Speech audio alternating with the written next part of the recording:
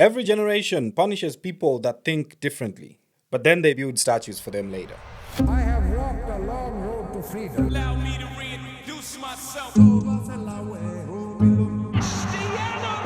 You know, what ruins most people is not a lack of talent, ideas, or even money, even though these certainly help. Mainly, it is the fear of being seen trying. But they fail to remember that being seen trying is actually one of, if not the only way, that opportunities can find you. They have a fear of looking stupid, being laughed at, or failing in public. The fear of their own people saying, "I told you so." But if shame is in your driver's seat, you will live a life where you're always about to start. I call it being an almost person. You're an almost creator, almost a leader, almost successful. But if you want to be successful, truly successful, you will have to learn something uncomfortable. You will have to learn how to be shameless. Welcome to the Train of Thought podcast. Here's the map for today's journey. 1. We are going to look at why shame exists from a religious, anthropological, evolutionary, or even a society standpoint. We have to look at when is shame good for you? When does it influence your discipline, your character, or your standards? And then we'll look at when shame becomes a weapon in terms of family, culture, online communities, class, gender, or power.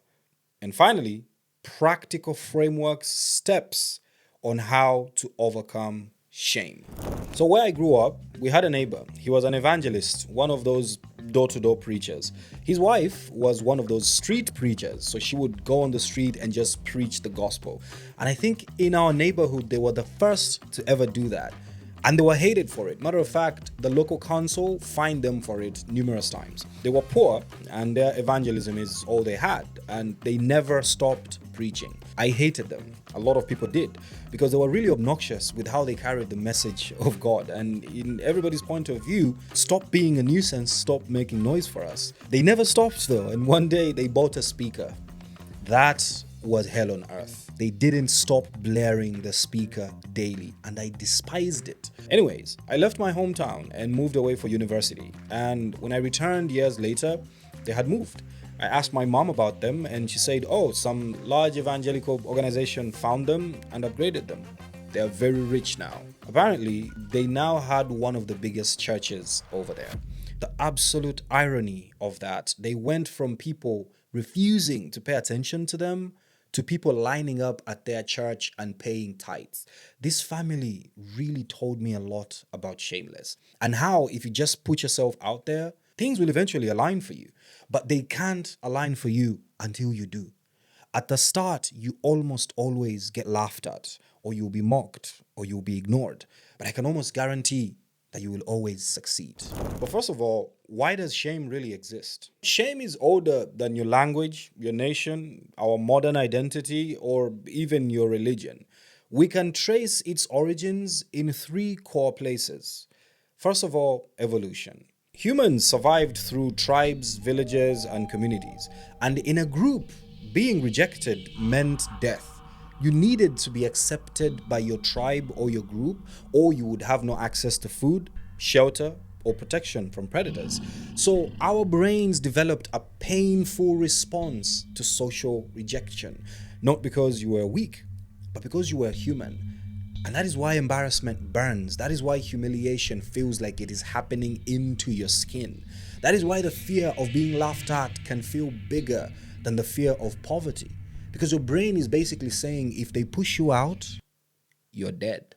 It is a real fear, and it lies very deep inside your genetics, written by years of evolution. But in 2026, you can be laughed at and still eat dinner. You can be rejected and still build a company. You can be mocked and still win. The problem is, your nervous system doesn't know the difference. It doesn't always know that you are safe. So it keeps acting like the village can kill you, even though you don't have a village to respond to anymore. And then shame shows up in anthropology and culture. Every society uses shame differently. Some cultures will shame you into conformity. They'll tell you, do not stand out, don't be different. Those are where the words like the black sheep come from, or the tall poppy, which we'll talk about later in this episode. Some will shame you into achievement by telling you, do not embarrass the family. And then some will shame you into silence by telling you not to talk back. And others will shame you into gender roles, telling you a man should not cry or a woman should not be loud, and so forth. But each society has developed different ways that they weaponize and employ shame to either control or dictate the lives of others. You know what's interesting? For many people, especially in Africa, the place where shame was weaponized the most against them was ironically in schools. And the effects of this last a lifetime. It was used as a tool to enforce discipline. If you went through a primary and secondary school anywhere in Africa, certain things about who you are were turned into shameful and often punishable forms of indiscipline. Many schools did not allow you to wear your natural hair. It was considered rugged and dirty. You were not allowed to speak your language or to even wear your cultural outfits. They would make you stand up and answer a question out loud in the whole classroom. And if you got it wrong, everybody would laugh, or sometimes the teacher would beat you, depending on the school you were in. But for 15 years that you are in school, you are being taught that visibility is equals to danger, and imperfection may lead to people laughing at you or to you being bitten. And as an adult, you end up struggling to be yourself. You cannot express yourself in your language or even think clearly in your mother tongue because that power was taken away from you in school. When you need visibility to succeed, your body is reminded what happened to you in school and you will run away from being visible, even if it is the key to your success. And then comes religion. In both Christianity and Islam, the first moral emotional response following Adam and Eve's disobedience was an awakened awareness of nakedness, expressed through covering themselves. They became aware of their nudity and they were ashamed of it, and they decided to cover it. Now, religion has been a moral compass for billions of people, and it indeed is a good moral compass if you follow it properly. But it has also been used by humans as a social control tool. When people use religion to control you, they turned shame into a weapon. They took shame from conviction, which is to say, I did something wrong and I need to correct it, into identity, which is to say, I am wrong as a person. For so many, they are not told you committed a sin and you need to repent. They are told you are a sinner and you need deliverance. One pushes you to become better, the other may push you to want to disappear. When faith teaches repentance and restoration, shame becomes a teacher. When humans twist it into permanent condemnation, shame becomes a cage. So from that background, shame exists because it used to serve survival, order, and moral boundaries. But survival tools become extremely dangerous when they're outdated and misused. And for so many, that is what shame has become now. And it's a big shame if you've reached this part of the video and you haven't shared, liked, or subscribed to the channel. So drop a like, smash the button, share this video, or subscribe to the channel. It's going to help the train of thought grow. This community needs as many passengers as possible. Let's continue.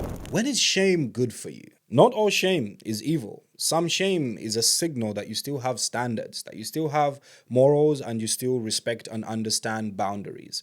If you had zero ability to feel embarrassment, you would become a menace. And there are very good examples of healthy shame. I'll give you some. Shame can be used as a guardrail. Let's say you have promised someone something, but you failed to deliver. Not because life happened or a disaster, but because you were just careless.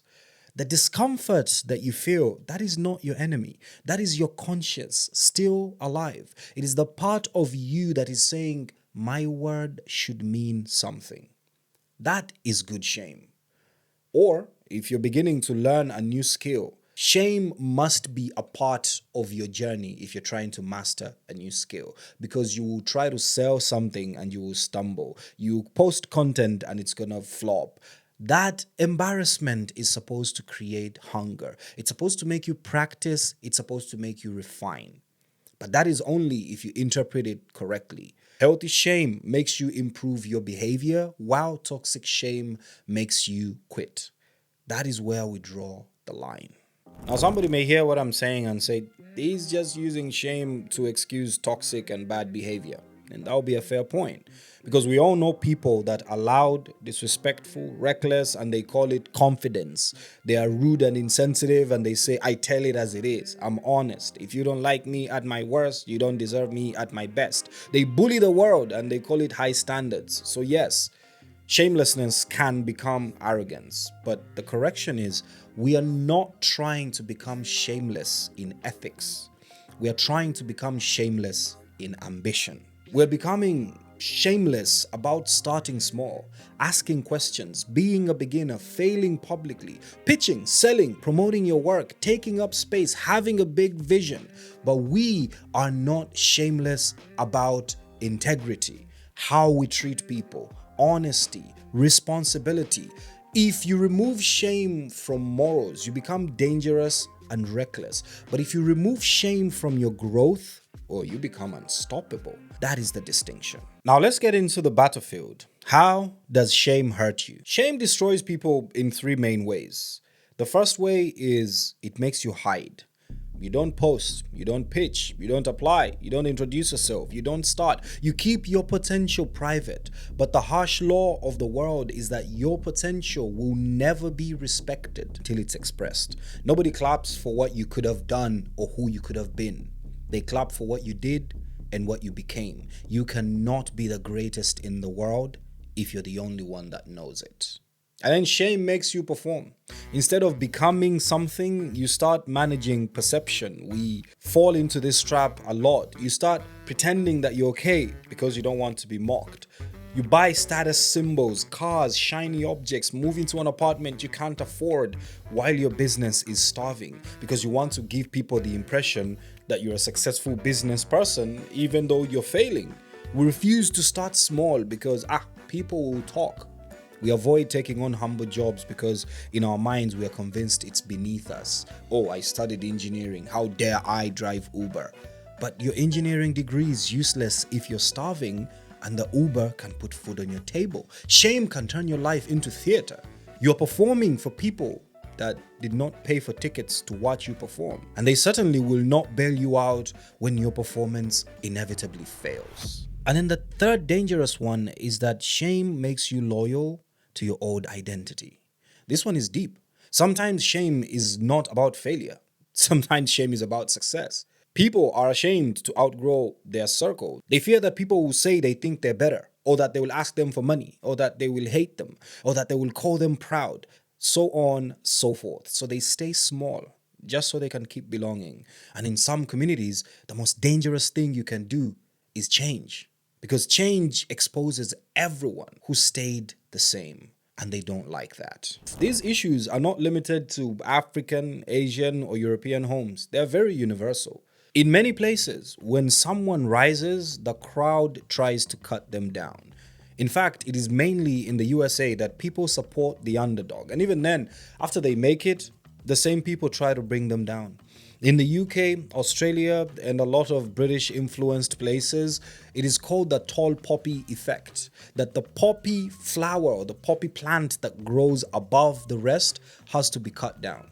In parts of Africa, it's more direct. They will ask you straightforward, who do you think you are? In Norway, it is called janteloven, the belief that you shall not think you are anything. This actually explains why, for a very long time, the world did not know many Norwegian superstars, even though there are so many talented Norwegians. It is only in recent years that we are seeing this change because the younger generation is more inclined to just do away with it. That's why we can see Alan Walker or Erling Haaland or Alexander Sørloth. But before then, a lot of them were forced to never be great because of janteloven. Shame is a social weapon used to punish visibility.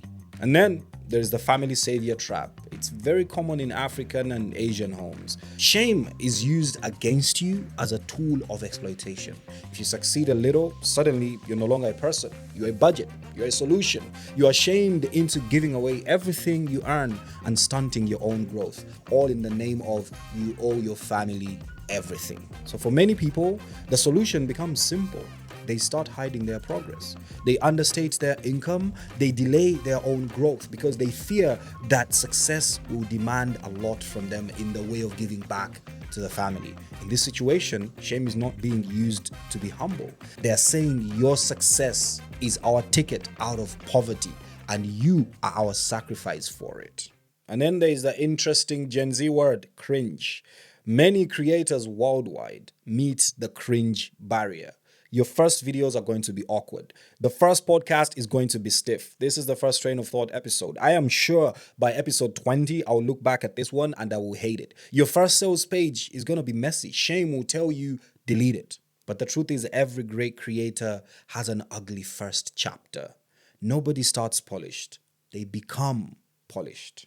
I urge you to find a video by Ed Sheeran. He was on a talk show and he had a recording on his phone of some of his first songs. It was the worst stuff that you've ever listened to. He was embarrassed about it, but he was proud enough to show it to the world because that showed his journey. That showed what he went through and how he became Ed Sheeran. If you listen to that thing and listen to Ed Sheeran today, it'll blow your mind. But that's the journey from shame to greatness. But how do we overcome shame? Time to get practical. Now, this is taken from my framework book called The Shameless Passenger. It is available for free for all members of the Train of Thought community. But if you're not a member of the community, you can also buy it online with the link in the description of this video or on the screen. Something's going to pop up on the screen. You see it. But don't worry. I'm not going to hide any info from you. I'll still give you the tea in this episode. But definitely get the book if you want to work with a deeper framework that will make you a superstar, that will give you reminders, that will check you when you're slipping, something that you're actually going to be following. This part is where I want you to leave this episode with a toolkit, not just a speech. Step 1. Name your shame. Shame survives in vagueness.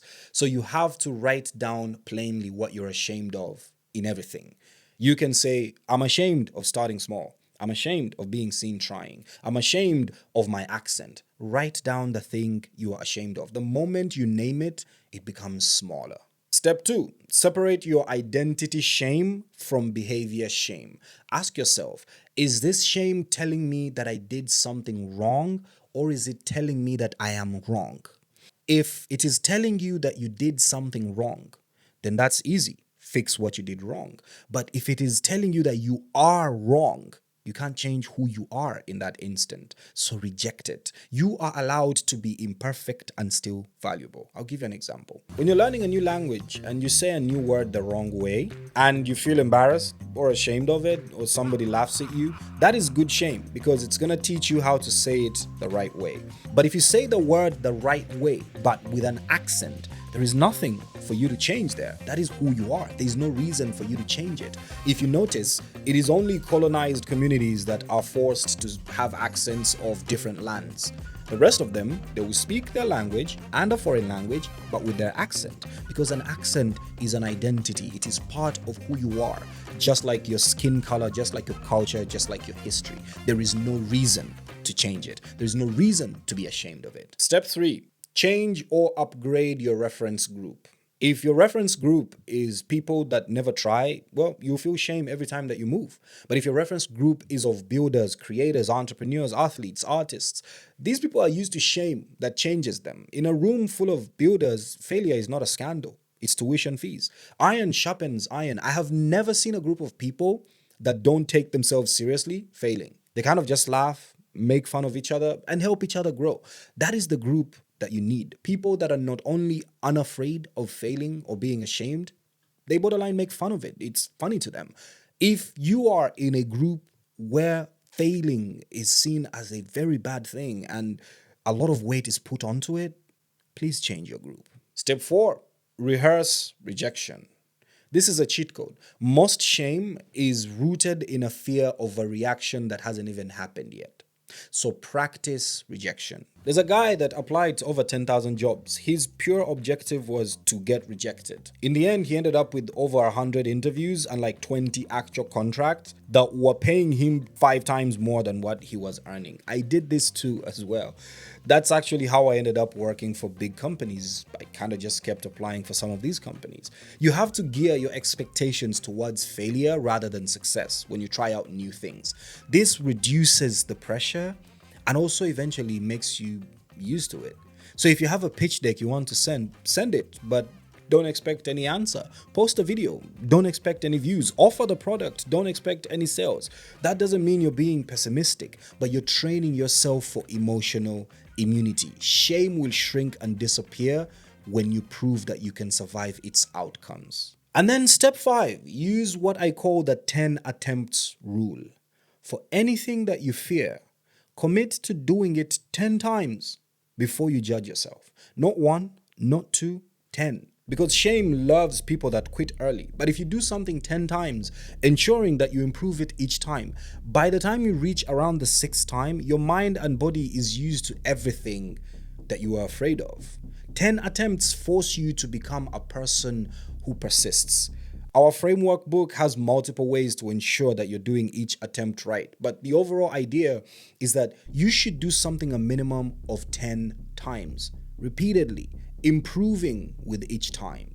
It not only makes you better to a level that you're not shameful anymore, but it also makes you used to the concept of not doing something perfectly. Step 6.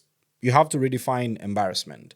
Embarrassment is not proof that you are unworthy. It is proof that you are alive and growing. If you are never embarrassed, you are honestly not expanding. In the framework book, I go into detail of the tactics that redefine embarrassment and what works best. But what you must know is that for you to overcome embarrassment, what it means to you must be different as well. It requires you to change how you view it, how you interpret it, and how you relate to it. Some of you are not struggling because you lack ability.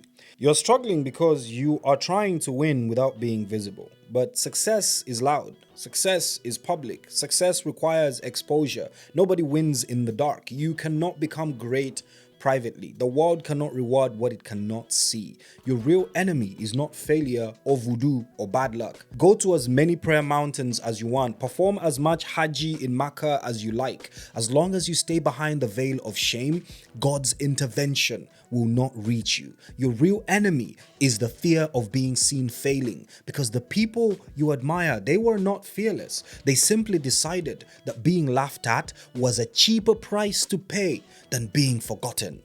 And that is the choice you have to take. I have been your host, Hertz Fauzan, the conductor of The Train of Thought. This episode is directed by Latifa, edited by Akura and Zaidan, and produced by Wole Ogidan, with special thanks to the Train of Thought team. From all of us to you, I'll see you in the next train.